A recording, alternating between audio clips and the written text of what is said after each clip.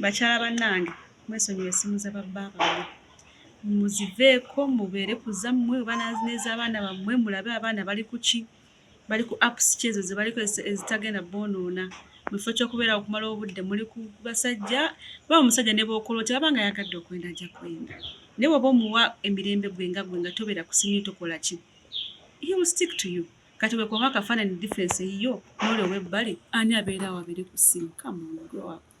Chile, katugere ku best surprises oba best birthday gye wali ofunako nga gwe manizo.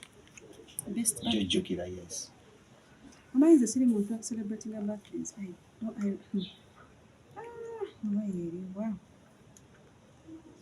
think the best one was we twatwala abaana mu Disney World nga bato.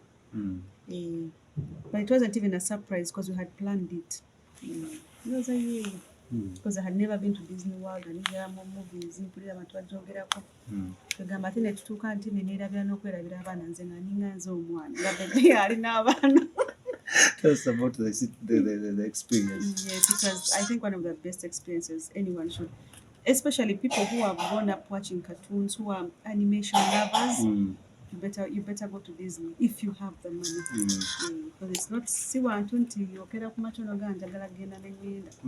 Yes. So twalina Rasta natugambako ebimu byakwenyumirizaamu about the family, about growth.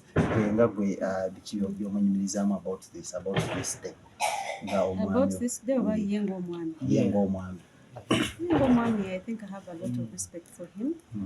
He's devoted father.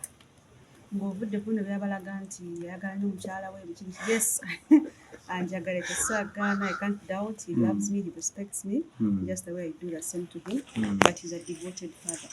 He will do anything.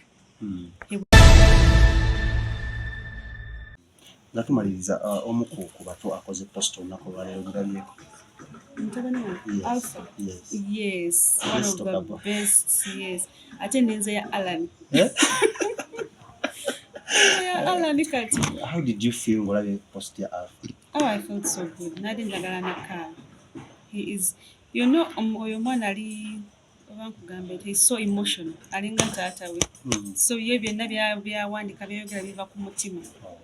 Yes, I was so touched. Thank you so much, Alpha. I love you.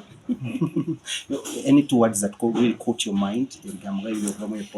When he said she has a lot of love in her heart, in paradise under her feet.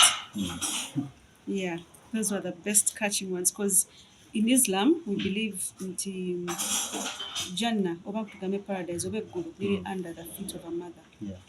Kati oluusi abeera wano ng'ajokinga nga ntudde mu ntebe nga mami kankusimulako ebigere kuba Jani eri awo wansi ebigere ne mugamba nimba si kye bategeeza.